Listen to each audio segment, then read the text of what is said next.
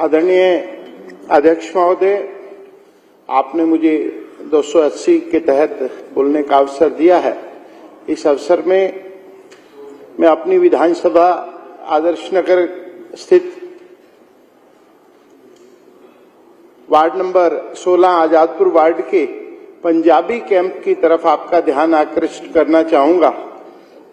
मान्यवर, दिल्ली के इतिहास में दो काले अध्याय 1984 का प्रधानमंत्री श्रीमती इंदिरा गांधी जी की हत्या के बाद का दंगा और फिर पंजाब में जो आतंकवाद की घटनाएं हुई उसके बाद इन दोनों स्थितियों में कुछ विस्थापित परिवार जो पीड़ित परिवार थे वहां पर उन फ्लैटों में व्यवस्थित किए गए थे और उन्होंने कितने कष्ट भोगे, कितनी यंत्रणाएं सही, अलग अलग तरीके से वो अपने जीवन की रोजी रोटी का बसर करते रहे। ये वो परिवार थे या तो पंजाब में से सब कुछ छोड़कर आ गए थे या दिल्ली में सिख दंगों के तहत अपने घरों से उनके घर जला दिए गए थे और उनको वो फ्लैट दिए गए।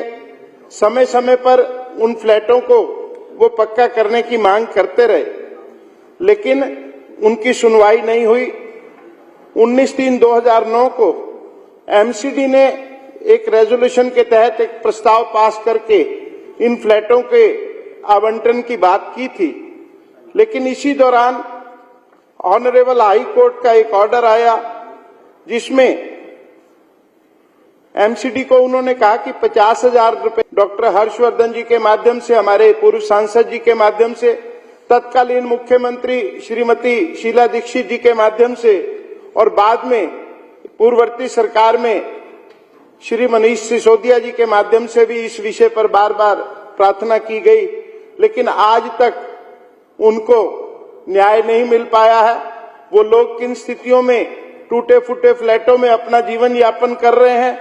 मेरा सदन के माध्यम से संबंधित विभाग से अनुरोध है, इसकी इंक्वायरी भी पूर्ण हो चुकी है, इसका सर्वे भी पूर्ण हो चुका है। एसडीएम मॉडल टाउन के पास ये रिपोर्ट पेंडिंग है।